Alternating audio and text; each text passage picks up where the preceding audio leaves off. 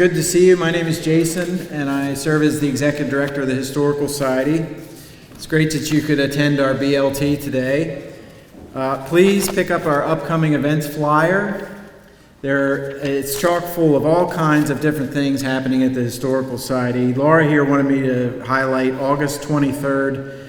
We'll be launching Mail on Wheels by Dr. Mona Kirby from McDaniel College. In partnership with the Historical Society, we published a children's book about the history of mail in the county and the Rural Food Delivery Service in the county. And someone might have one. We could hold it up. If not, I think there's a copy on the table when you signed in, and you can reserve a copy. I think there's a form there. September 7th, our BBB, Bluegrass, Bourbon, and Bocce. If you like bourbon, if you like bluegrass, and you like bocce, please check out the Historical Society's website, our events tab. You can get tickets there. There's still tickets available. And that event is held at Union Mills Homestead. And that's coming up again September 7th. Here is Mail on Wheels. It's such a cool book. It's great for kids. We had an artist from Sri Lanka do the drawing and the illustrations. Really neat. So if you got a little one running around, child, grandchild, pick up a copy. Proceeds go to the Historical Society. And then September 16th, our next box lunch talk, Mike Eaton, English teacher extraordinaire, that's being presented by Caroline Babylon. We want to give a shout out to our sponsors today for today's talk. We have Dave and Barb Booz. Are they here? Dave and Barb, are you here? Okay, thank you for sponsoring today's talk. George and Sarah Phillips. Are the Phillips here? Hi, thank you guys. Thank you very much.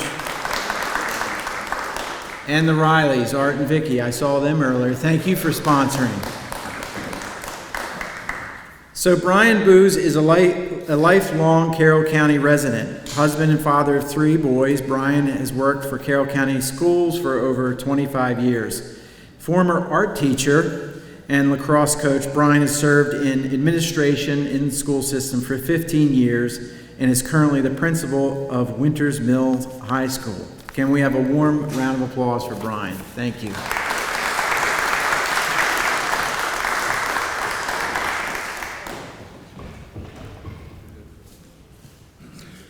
Thank you, everyone. Good morning, good afternoon. Thanks for being here. This should be a very interesting time. Several months ago, Steve Bowersox, who some of you know from the Historical Society, reached out and asked if I would do a talk on history of lacrosse in Carroll County. And I was like, sure, why not? That would be interesting. I figured maybe my parents and 3 or 4 other people would show up. As I've learned a little bit more as to what this is, it's a little intimidating because some of you come for the topics of historical talks and probably trained historians like my father, not me. We'll get to that in a second. And then some of you here are here on the lacrosse side, and all of you will kind of be combative in the fact that you're going to remember it from your side of wins, losses, and everything else. So it should be interesting. As mentioned, I've worked in Carroll County Public Schools forever. I grew up going to lacrosse games with my dad, watching him coach, watching him play.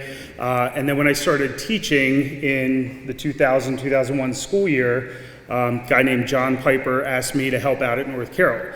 And thought it'd be a great opportunity, it'd be a lot of fun. I helped coach my brother's team when he was in high school and I was in college. Fast forward to 2006-07, somewhere in that ballpark. Carroll County Times ran an article one time with all-time leaders in Carroll County football and basketball, and I was like, oh, this is kind of neat, seeing the all-time leaders from 50, 60 years ago, and it got me thinking, well, where's lacrosse? So I started reaching out, talking to some people, and it didn't exist. There were no records whatsoever that anybody could find of all-time leaders, all-time scorers, that sort of thing.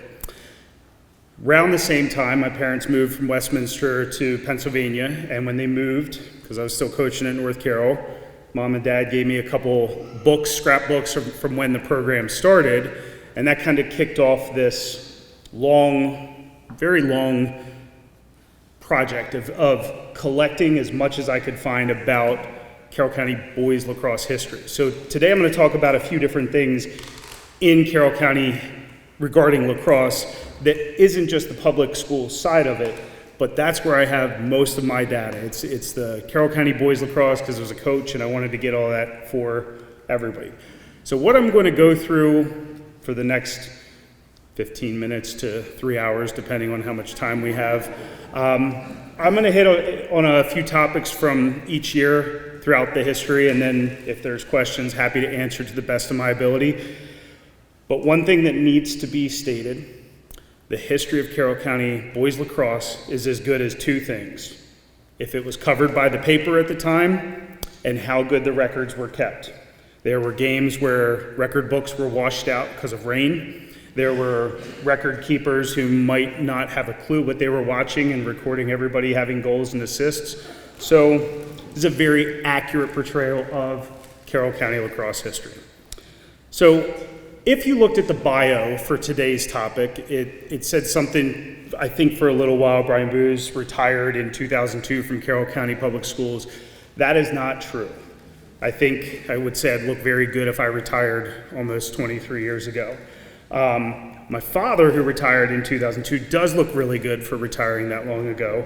But I am currently working in the school system and took today off, so I'm happy to be here. That handsome guy right there is me in 1995. This is an indoor lacrosse game down at Eldersburg Complex that now is Trampoline Park. A lot of great guys here. I was fortunate enough to be a very average lacrosse player, surrounded by a ton of awesome athletes and lacrosse players. One of my closest friends in high school right here is a guy named Dan Hughes. I'll mention him later, but he walked in, so we have a local celebrity here. Lacrosse started, though, in Carroll County by people coming in, moving into the county from Baltimore and Anne Arundel and some other places and bringing it to Carroll County. We all know Westminster High School opened up, I believe, in 1899. Football, basketball, all the schools started with some of the traditional sports, but it didn't start in Carroll County Public Schools until 1973. So this guy right here, Dave Booz, that's my father, grew up in Baltimore County, right, not the city, Baltimore County, went to Milford Mill High School, went to Frostburg, and then grad school at West Virginia, where he played both at Frostburg and West Virginia. When he got a job teaching here, I believe first North Carroll Middle, then North Carroll High School. Okay, it's hard to remember all the details. But he coached, he did things at North Carroll, coached sports all seasons, but we didn't have lacrosse in Carroll County. So fast forward just a little bit, and by the way, this is the first, through my history, my searching, this is the first article I could find in the Carroll County Times archives on lacrosse in Carroll County. It was 1970, Western Maryland College. Now, they had been playing for a long time. I saw a couple scores. They played Maryland 60, 70 years ago, maybe longer at this point. But that was the first article in the Carroll County Times that I found. There might be others that exist. But 1970 was the first time I could find anything about lacrosse actually in the county. Now, in the spring and summer of 1973, some guys started a club, Carroll County Lacrosse Club, that played and was a mixture of adults and high school kids. But that same year, North Carroll High School started the first program. So again, Dad started the club team. You got kids who played other sports to come out. They had no idea for the most part what they were getting into. Maybe a couple of guys had some experience, but most of the people had never picked up a stick, seen the equipment, anything like that. So the first year, 1973, don't believe they played any official games. They might have had a scrimmage or two, but it wasn't until the next year, in 1974, that they actually started a schedule. A little hard to see, but over the years, some people know North Carroll closed a few years ago, but several coaches, a couple nice pictures on the backfields at North Carroll. I know a few of you have been there and remember playing and coaching out there. But going into 1974, Westminster High School picked up and started a club team as well. So wasn't a varsity team, wasn't recognized as a varsity team, but North Carroll, Westminster both had teams. We had South Carroll and we had Francis Scott Key in the county. They were not involved with lacrosse yet. So gentlemen, and I only say gentlemen because I didn't know him, Bob Loers was the first coach at Westminster. I've heard some stories over the years about Coach Loers. So gentlemen may be used loosely. Well, we took on, these club teams, and there was a great quote from the paper from Coach Loers. We have about the same status as the French club or the debating club. So they were really just kind of picking it up, getting donations from other places, from college teams, from wherever they could get them. I know that coaches were building equipment. They were piecing goals together and welding them, we had a goal in our backyard that I think weighed 85 pounds. Quite interesting. So Westminster High School, as I said, started in 1974. A little bit smaller list of coaches. Bob Loers, Jim Peters. Jim Peters played on the first team. Jeff Doolin coached for a while. Jeff played for Jim Peters. Steve DeFeo was there for a handful of years. And now Mike Fleming, who is in attendance today. Wave coach. So not as many coaches, but long history of lacrosse at Westminster High School. Handful of interesting people. This gentleman, I'm really sorry he's not in attendance today because I really wanted, Jim Langrel played at Westminster High School, coached at Liberty High School, coached at Century High School when they opened, and he was just a scary looking person from when he was probably a ninth grader. I believe that is Jim Peters, who coached at Westminster for a long time and at this point has the most wins as a coach in Carroll County history. I believe he started in 1981 or 82 and then stepped down as coach in 2005. A lot of the information I have I got from Coach Peters, so owe a lot to him, very gracious in giving me things. And another famous Carroll County, and that's Doc Paul Welliver right there. So if you've ever had the interesting time of being under his care as a trainer or just being around him, quite an entertaining man. How many of you recognize where that is without even really thinking about it? Westminster High School, right? So in 1975, first year that lacrosse was played as a varsity sport in Carroll County. North Carroll, Westminster, and then South Carroll started up as a varsity team. And again, because I don't like to hold back, I like to point out, maybe it's just a copy of the Carroll County Times getting transferred over in archives. Maybe it was the 70s. But these guys don't look like they're 15 to 17 years old. I mean, come on. What was going on back then, Dad? I don't know. Here's the first schedule for high school lacrosse in Carroll County. Hereford, Eastern Vo-Tech. Teams traveled Martinsburg, Harrisburg Academy. So lacrosse was still not around, especially west of Baltimore County. As I said, new in Carroll County, only a few schools west of us. We traveled north, but it was still primarily Baltimore City, Baltimore County, and Arundel County, places like that, where teams primarily played for a long time. There's Jim Langrel again. I think that picture's even scarier looking than the first picture. Again, this man was an educator for years and worked at Century where I worked, and he retired in 2021. Now, woodworking down in the Carolinas. So, mentioned South Carroll, started lacrosse in 1975, and over the years, Bill Hosier was the first coach. Gene Brown, famous football coach, I think just as good of a lacrosse coach, great guy. And he was very good friends, which I didn't find out until later, maybe after I was out of high school, but he was very good friends with my uncle growing up, my dad's brother. Jeff Alasakis, John O'Mealy, standout player at Westminster. Bill McDermott had some incredibly successful South Carroll teams. Brad Widener and Brady Breen, both teachers at South Carroll. So we have a long tradition of people, in the school system, players coming back and coaching. It's pretty, you'll see that throughout this presentation. Some of the writing I love just the style, and when they talked about lacrosse teams in the paper, the stickers, the stick men, things, we've got another celebrity in here, Mr. Stetzer. We'll talk about him once or twice, but I don't know if you ever used a headline like that. No? Okay, a little bit past your time. So in 1975, at the end of the first season, we had, I think my pointer's dying a little bit here, but Mark Bankert at South Carroll, Bill Sipe at South Carroll. We're going to keep hitting these connections, but Mark, cousin, I always called him an uncle, but cousins with my father. All these connections, everybody coming in, everybody loving the sport, everybody playing. Pretty. Here's some of these great headlines that we talked about. Stickmen win, I don't think we use the same terms anymore, but a lot of lacrosse started in 76. The team started expanding, playing 10, 12 game seasons. It started to grow.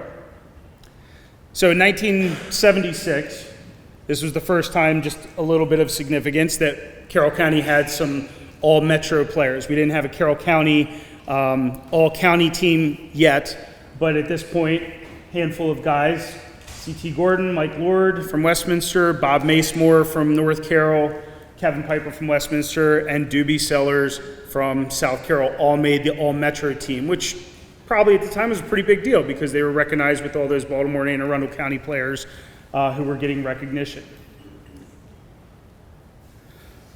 Always blame it on the refs.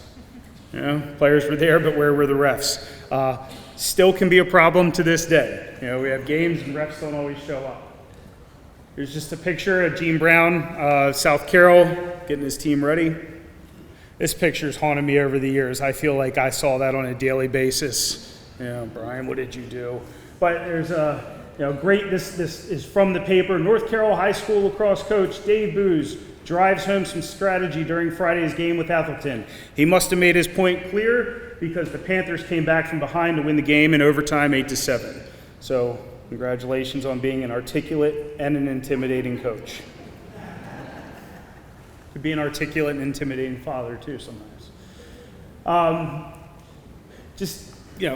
as I'm going through this, 90% of what I have in these slides are on the table and binders over there. So if we go through and you want to look, like all of the Carroll County Times and a few of the Baltimore Sun articles that I was able to find archived, I have on the table. And going over 50 years worth of history is kind of hard to pinpoint certain things to point out. Again, is there playing conditions? Westminster High School, South Carroll, North Carroll played on the fields. I think at one point were some of those games at the East Middle field, or were they at the current Westminster High School? Okay, so they were on the current fields that the players still have, but didn't always have the maintenance and things that we get today. I remember the first Westminster High School teams, they played on what is the field hockey field? Okay. That's where I remember watching the lacrosse games a lot. So instead of the stadium, the field hockey right behind the school in the back drive at Westminster. So 1979, just keep going along. Teams are building momentum. I do need to point out that those first couple of years, Westminster did win the county title out of 3 teams. They won it a few times. But as players started growing, the teams got bigger, the talent got bigger, the games were more competitive. And going into 1980, North Carroll won its first county championship. A gentleman named Troy Barnes was Player of the Year, and Troy ended up going to Western Maryland and playing and having a successful career there. And then after his first career, came into Carroll County Public Schools as an educator and then an administrator, and he was principal at Century when I worked with him. So again, these things just keep coming full circle, where a lot of people in our lacrosse community have worked together in the school system and like working with kids, which is a great thing.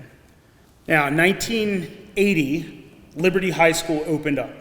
So this was the first time in a really long time in Carroll County that boundaries were drawn and kind of ripped apart, and a lot of kids from South Carroll and Westminster were districted to Liberty, the new school. 2 guys Mike Finch and Ross Nallman, they had played at South Carroll and were standout players, and then came to Liberty High School and had a really great career there. So over the years, Bill Gibson, Jim Langrel, mentioned him, made fun of him already, Troy Barnes, Sal Piccottaggi, Kevin Roy played at Liberty, Andy Cunningham, Mike Fleming, who I mentioned at Westminster now, was at Liberty for many years, and we had a great time coaching against each other. Dave Griffin, Josh Burchett, and then I haven't had all the others since then, you might know. But so as we get into the 80s, just a lot of great pictures, as good as the pictures can be from the Carroll County Times, and again, not the Carroll County Times, but the transfer of going over to the archives. I will take a second to just mention, years ago, one of the things that made this really easy, not easy, but so much easier for me, for a while I'd go into the library and use microfiche and microfilm to look this stuff up, and then I found an archive site for the Carroll County Times through the Pratt Library, and it's still out there, and it's free, and you can find amazing stuff. Some of the copies are really hard to see, but wealth of information, and it made it so much easier than going and looking up little bits of microfilm. Now, there was a gentleman named Rob Lord that played at Westminster High School. He was regarded as one of the best players to come out of Carroll County in those first inaugural years. There were probably several people from the generation that remember seeing him play and coaching against him that would say one of the best players in Carroll County history. But he went and played at Johns Hopkins, which, as most people would recognize, Johns Hopkins is just a perennial powerhouse and establishment in lacrosse. So that was pretty neat for Carroll County to have somebody go and play at the highest level. In 1985, or it was actually 1984, but my dad was coaching until the 1980 season, and then he stepped down, and Mr. George Phillips took over, and was coach for a couple years at North Carroll, and then I believe it was Bob Flynn who came in after you for a year, and then they didn't have a coach. And at the time, my dad was an assistant principal at North Carroll. There was nobody to coach, so he stepped in and coached for 2 more years. And after that, Carroll County Public Schools made the decision that for some reason, job of an administrator is too busy to coach. So now, and I blame him for this, as an administrator, you can't coach in Carroll County Public Schools. At my first year as assistant principal, I tried to help the girls lacrosse team with their goalies at Winters Mill. The coach had asked me to come out, and I went 2 different times, and then I got called away both times to go deal with some kind of emergency that was happening. So I lived and saw firsthand why that's not a thing. But I think Dad may have been the only assistant principal in the county that was able to coach. And then there were a few athletic directors who coached over the years, but that's kind of been pulled back as well. All right, moving into the 80s. Sent this great picture. Carroll County Club Lacrosse ebbed and flowed over the years. There were adult teams, there were high school teams, sometimes they just disappeared. But this was a cool picture there he is. This guy right here, I just want to point out, with the bandana on, this guy named John Piper, and he played at North Carroll High School. He played for Dad and graduated in 1985.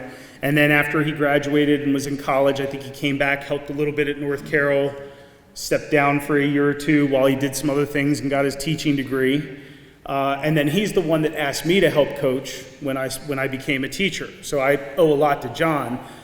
But when Manchester Valley High School opened, John took over there and has been coaching. He may be the longest tenured coach in the history of Carroll County, and he's done things with U.S. Lacrosse and countless clubs and camps and things like that. So for a lot of the people who have started and advocated for lacrosse, I think it's worth mentioning that John has done a great thing for over 40 years in the county of promoting lacrosse and coaching kids and doing it the right way too, because it's never about winning. It's about giving it your best out there and playing classy and very sportsmanlike. So a little shout out to Mr. Piper. All right, as we get to the end of the 80s, in 1988, and here's another disclaimer moment. As I mentioned earlier, majority of things I have are on boys lacrosse from Carroll County.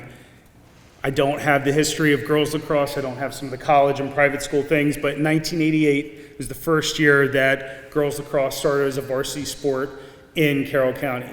I have something towards the end of this to kind of recognize some of their dominance, but there have been so many girls who have played lacrosse in Carroll County Public Schools and gone on to play at the collegiate level, to dominate at the collegiate level. We've had players get the Tewaaraton Award, which is the Heisman Trophy of lacrosse. We've had state championships. We've had some national champions on the women's side. One of my friends who is currently the principal of Westminster High School, Katie Neflin, was on the first team at Westminster High School, and she went on to the Naval Academy, had a naval career, a private industry career, and then has come back to work in the public school system, and as I said, is a principal now. So some pretty incredible women to do things at the girls' side of lacrosse. I just don't have all the details. They're pretty awesome. We're really awesome. They're way awesomer. All right, as we get into the 90s, here's where I can have a little personal glory. As I mentioned earlier, I was a very mediocre lacrosse player. I loved it, I grew up with it, I watched it, but I was okay. When I went to high school, I played at Gamber Smallwood, for my youth leagues, and I got to meet some kids that went to different schools, one of which was my friend Dan, which I mentioned. But I went to South Carroll, and there were some pretty amazing lacrosse players there. At this point, 1990, South Carroll had won a handful of county championships. They had Player of the Year each year for the all-county selections. And as we got into the mid-90s, we started to have this momentum at South Carroll where we just kept winning. And we didn't lose to too many teams outside of the county or within the county. We kept winning county championships. It was an exciting thing to be part of.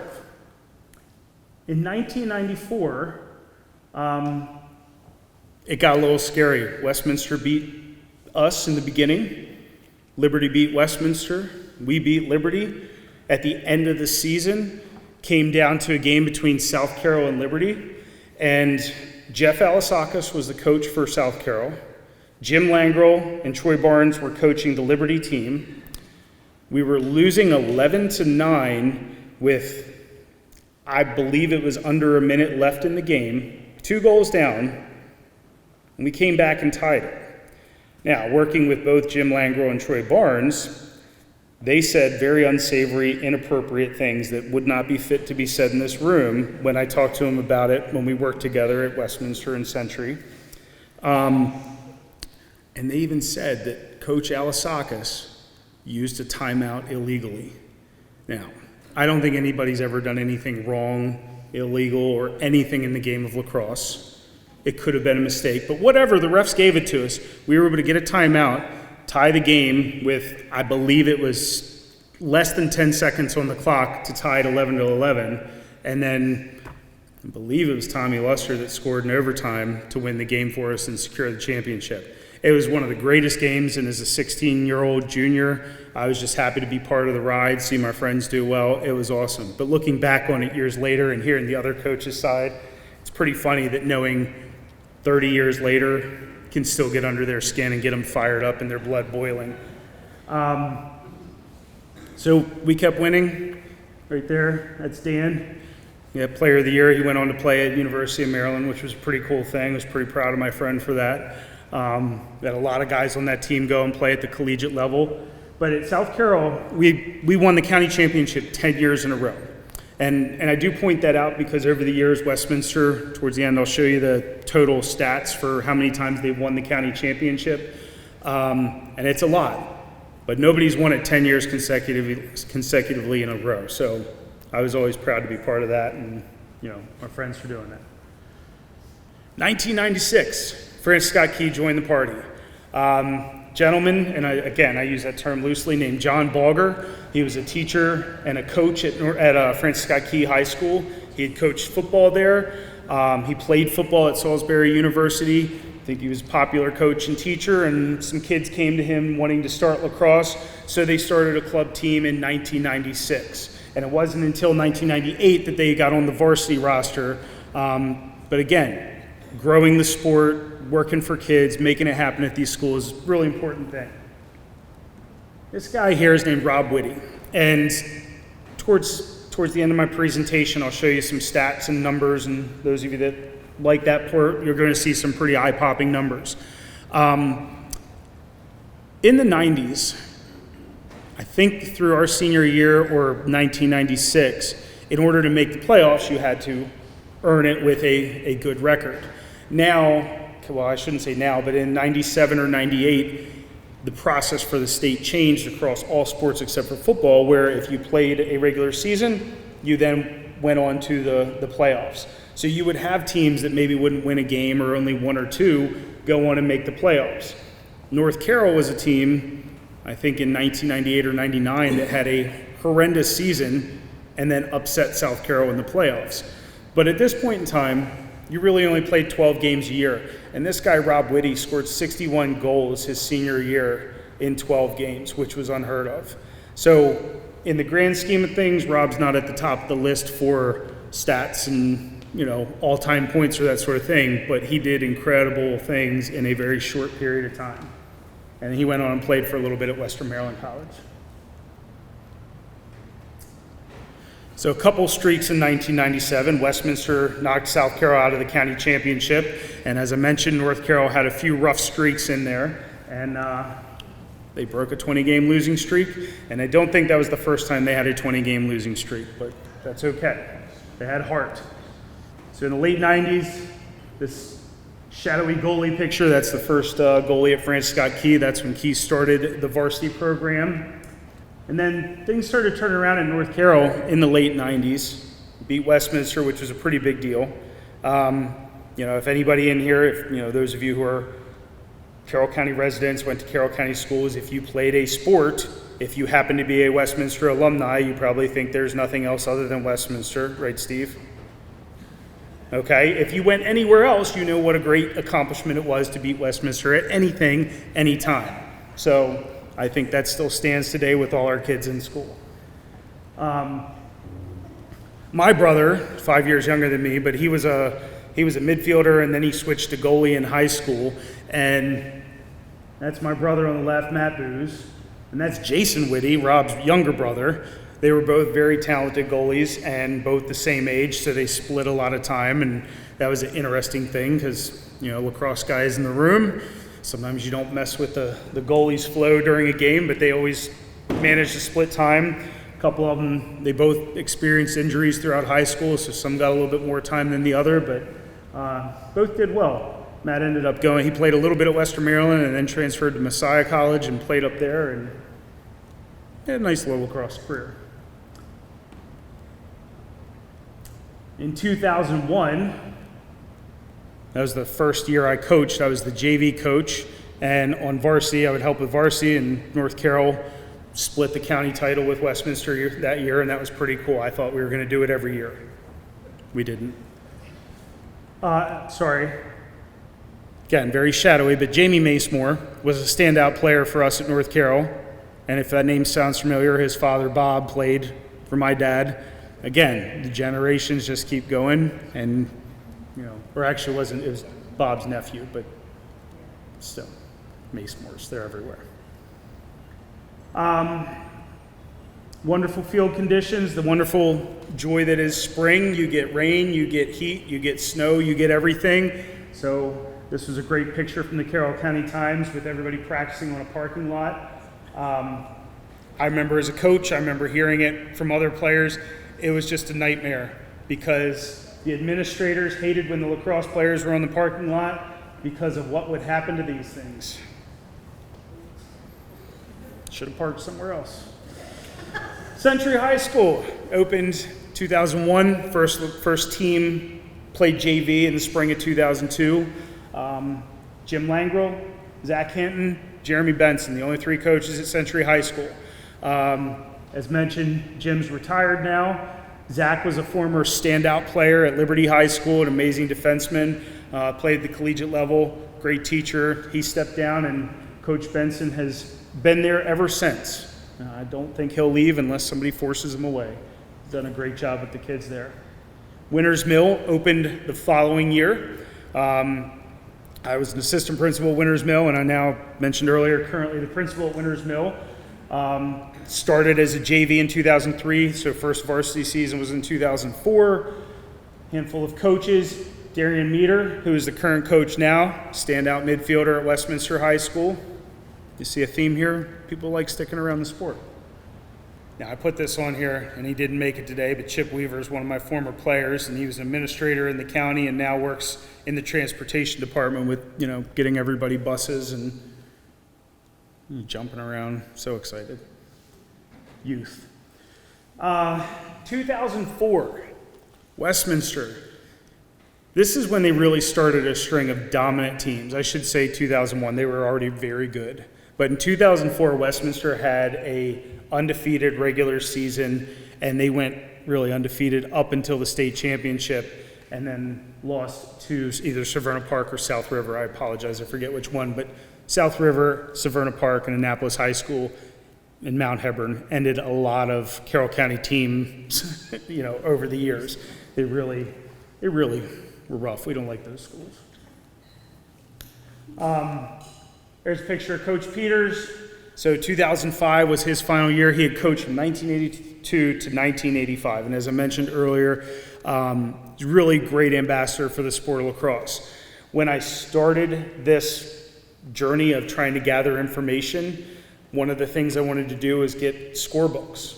I figured everybody keeps their scorebooks. The fact is, nobody keeps their scorebooks. Nobody except for Jim Peters. He had a collection of every single one of his scorebooks, except for I think it was 1983 or 84. It was destroyed in a rainstorm during a game.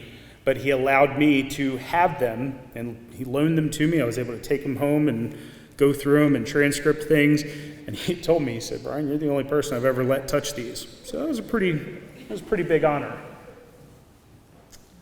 As we get into 2006, I just want to take a second to mention Pat Stetzer, in case you couldn't tell, with the lovely wizard hat. Pat worked for the Carroll County Times starting in 99, 98. So Pat's a Liberty grad, and even though he went to Liberty, he's still a pretty good guy. He worked for the Times as a sports writer. I got to know him in the first handful of years I was coaching. And over the years, we just started talking more and more. I think our sense of humor we appreciated each other's disturbed sense of humor. Is that fair? But Pat did a great job helping me out. He did a great job covering Carroll County lacrosse and Carroll County sports. And now he's with Carroll Media and still doing the same thing. So please, for a second, just give Pat a round of applause because he's done so much for Carroll County high school sports. There have been other guys to come and go, but nobody's had as much dedication as Pat. So I do appreciate you, Pat, even though I'll never admit it publicly. All right. We get into the color of archives. Finally, we break out of the black and white. 2007. So this was kind of neat. Headline of the spring capsules, Falcons are the team to beat. A little premonition there. Because in 2007, Winters Mill High School went on to become the first true undefeated team and win the first state championship in Carroll County boys lacrosse history. It beat Parkside High School 7-6. It might have been overtime. I cannot remember. It was overtime. But that was pretty cool for all the dominant lacrosse teams, for all the effort that we had had for so many years in lacrosse, for Winters Mill to go and win it. The rest of us were a little bit jealous, but we were also very happy for them. So that was pretty neat to have that first state championship in the high school in Carroll County lacrosse history. So this was 2009. Pat, you look a lot younger in that picture. But this is probably when I was about 2 years in it. Pat did an article, I think almost as an effort to try to help reach out and get some people who may have had stuff, get information. And it helped a little bit. I got some emails, I got some contacts, I had some pictures. But really, this has been something I've been doing since 2007, 8, somewhere in that ballpark. 2010, Manchester Valley opened, the Mavericks. They opened up. We know the rest of the history with North Carroll High School by 2016. But as I mentioned earlier, John Piper has been the only coach at Manchester Valley. He coached for years at North Carroll. And again, can't give him enough credit for what he's done for the sport in the county. Now, as we're going through this, Winters Mill had some great teams. Some of the other schools were up and down. In North Carroll, we had some successful teams. There were a lot of neat things happening, but Westminster they were still dominant. They were still so good and still hard to beat every year. They just constantly had so many kids that were so talented. They were just gritty and tough and hard to beat. In 2013, they lost in a state title the year before. They were out for revenge. They wanted to seek redemption and all the things, and guess what they did? 2013, Westminster got its first state title. This guy right here, number 22, holding his stick up, gentleman named Ryan Drenner. He's the OK lacrosse player. He's sort of known on the lacrosse circuits, but I think it's worth mentioning, because I have the mic, that I truly believe all of his skill in lacrosse came from his 3 years when he was a middle school student and just the energy he got from his art teacher. Had nothing to do with it. Ryan is probably the most famous lacrosse player to come out of Carroll County. I'll mention him at the end, but incredible kid, incredible career, and again, I'll talk about him in just a few minutes. But Westminster got their first state title. This is this guy in the middle here with the Hoyas. That's not a Carroll County team, that's Ryan Hersey. He was a Westminster grad and went on to play at Georgetown, which is pretty impressive. As we get into the late 2000s, North Carroll High School closed. Gerstel had started, and again, I don't have as much on Gerstel. They started in the private sector, and then we started playing them. And they've had some very successful teams, done some neat things. 2018, I had been at Century High School, and I got transferred to Westminster as an assistant principal. I knew we had a pretty good lacrosse team there. It was weird. I had been a South Carroll student. I had worked at Winters Mill, Century, coached at North Carroll. I finally go to the bad guys. I was at Westminster High School. I really liked these kids. They were great kids. And in 2018, Westminster did something really cool. Westminster boys and girls both won the state title. And that was really exciting. It's really impressive. If you look across the record books, there are some schools that have won on the boys and girls side both years, but it's hardly ever happened. And Westminster got to do it when I was there, and I got to be part of that. Really, really neat. Like, once in a lifetime, it could never happen again. Well, guess what they did in 2019? So the very next year, they won it again, boys and girls. It was awesome. It was so much fun. We had a couple members of our administrative team were not lacrosse fans, and by the end of that season, they couldn't stop talking about lacrosse. So being part of that was really exciting. Getting to see these kids go and win a state title, boys and girls, come home from, I can't remember where the boys' game was. It was far away, but we were met at the Carroll County line by fire trucks and sheriff's department who gave them a nice escort back to Westminster High School. It doesn't happen much. So that was really exciting. And in all these lacrosse pictures, that's one of my favorite pictures of all time, just the joy right there of those kids. Between 19 and 21, everything fell apart. So we didn't have a season in 20. There were no sports in 2020 due to the pandemic. And then coming back in 2021, it was just weird. We played football in February and March, I believe. We played lacrosse later, June. It was hot. It was really hot. And everything was shortened. So the sports seasons were all crammed into that spring of 21. But another cool thing happened. And did I mention I was at Century at this point? Okay. So I was at Century, and Century ended Westminster's incredible winning streak. Westminster knew Century was going to be tough. They knew it wasn't going to be a cakewalk, but I think that still surprised a lot of people. And the excitement, again, the state title was amazing.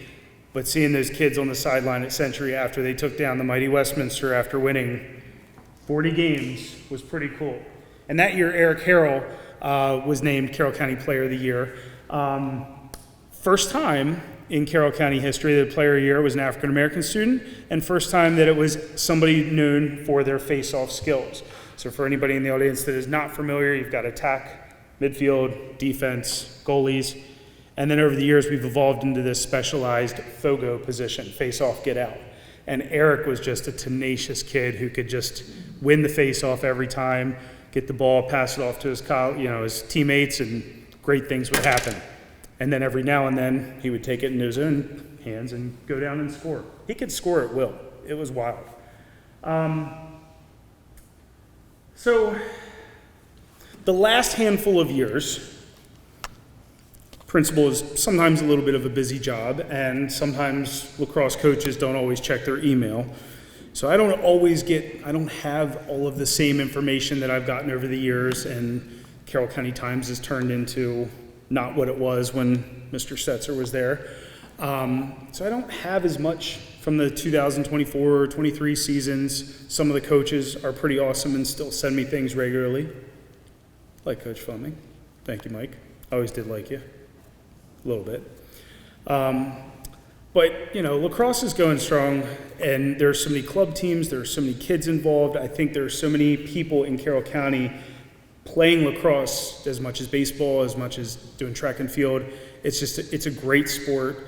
Every now and then you get some, bad stereotypes and things like that, but you get that in any sport. I think one of the things, if this has been a little bit rambling or all over the place, I apologize, but those of you who know me knew you were going to get that anyway. But so much of the giving back, people that have coached and then their kids have played, or they played in the county and they've come back and coached, and it's just really been a very cool thing to see grow over the years.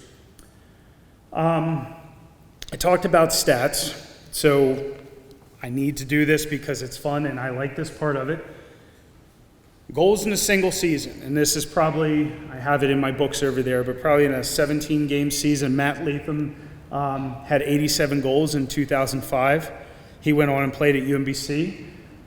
Spencer Love, Winters Mill grad, he went on to play at Frostburg and was their leading scorer for a while.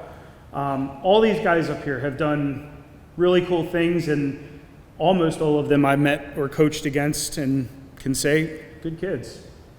Career goals, Matt Latham, 236 in a 4-year period. He played varsity from his freshman year to senior year, 236 goals in his career.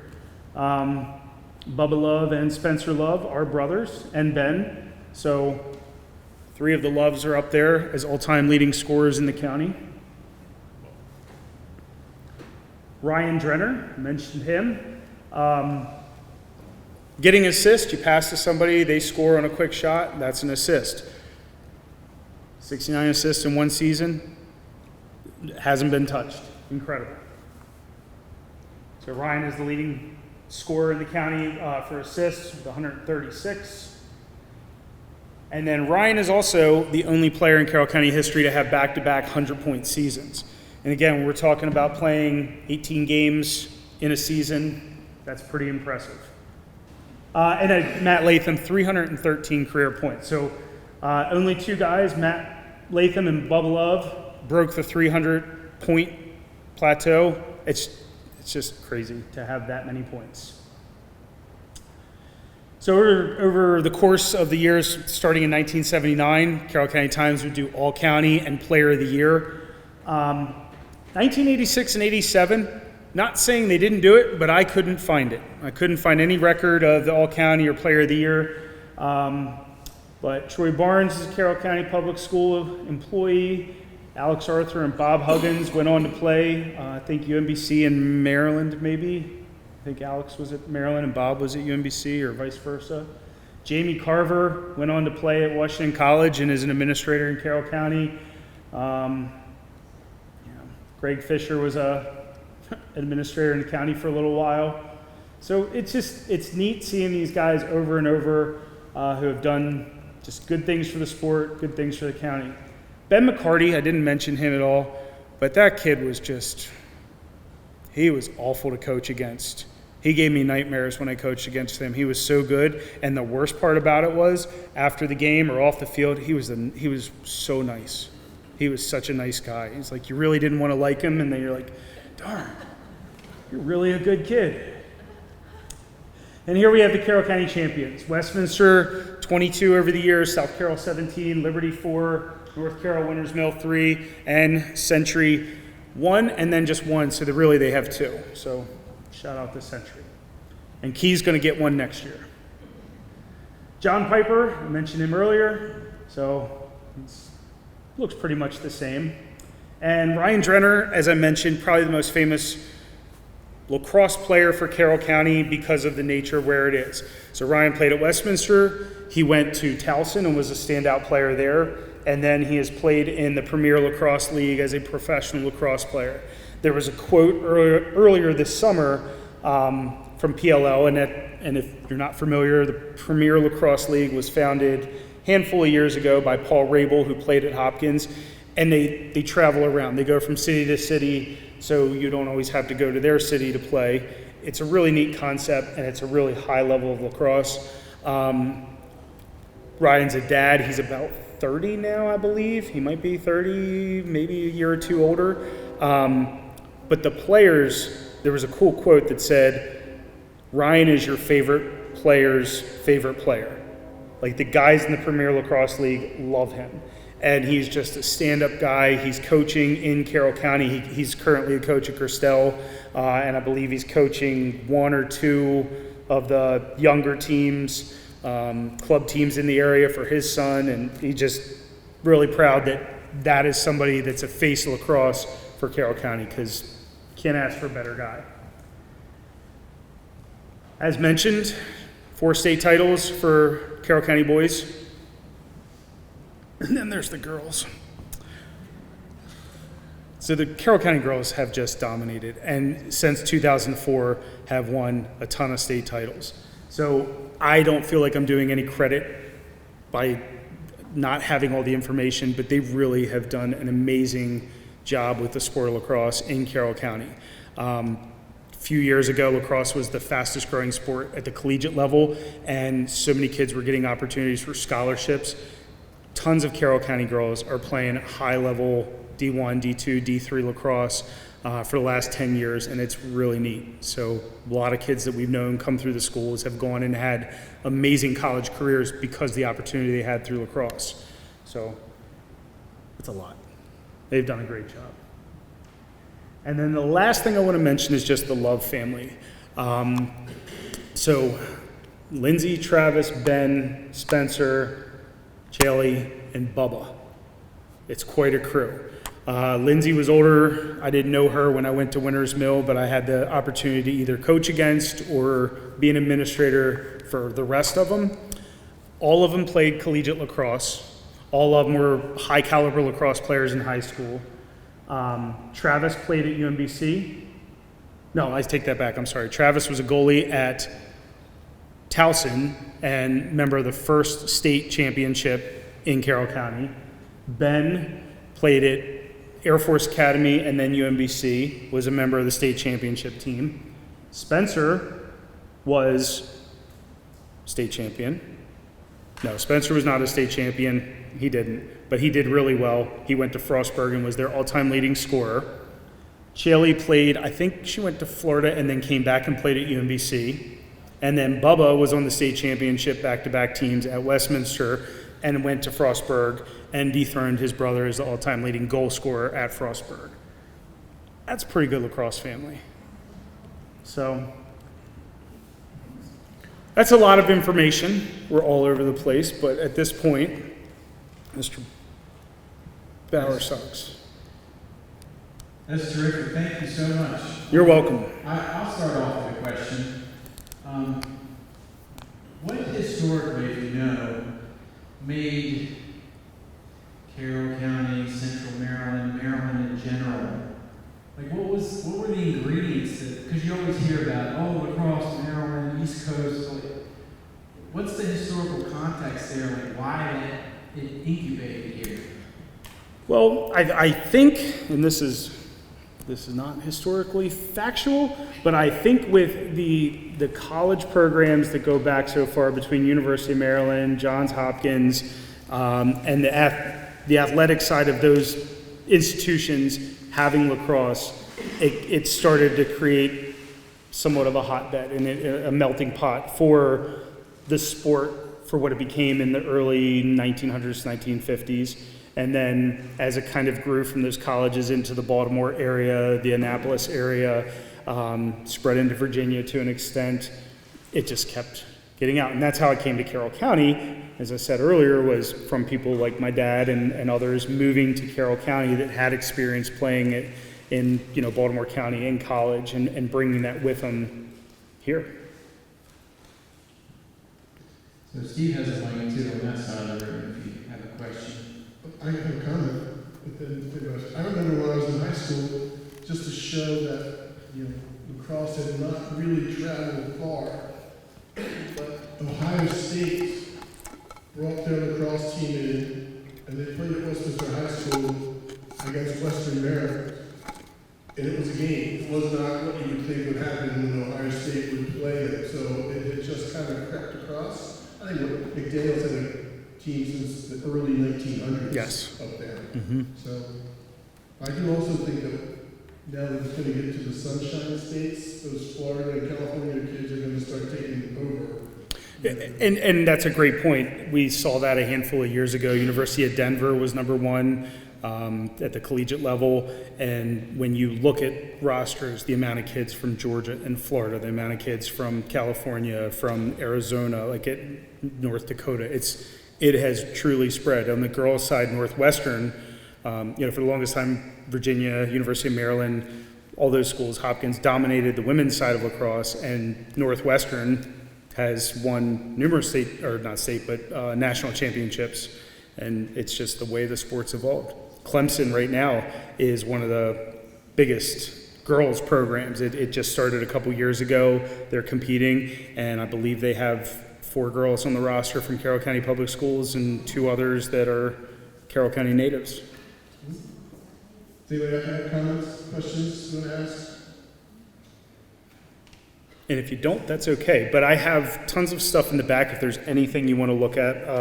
As I said, all the archives are on paper, and then I have something for each school with all the rosters from each school. So if you went to South Carroll and you want to check out the rosters, it's all back there. Yes? I'm curious, what do you think about children 2, 3, and 4 years old starting to play lacrosse? So the question is, what do I think about children who's 2, 3, 4 years old playing lacrosse? And I think getting the stick in their hand is great. And you have the small sticks. I think there's one up here that's great. But it definitely, the way that the game is set up for different levels, I can't remember what they call it when they're 5. Like, I don't remember but they have different levels. So they're not playing with, gloves and a helmet and hitting each other right away. Depends on how much space you have at your house. Well, thank you again very much. We have a warm round of applause. Thank you.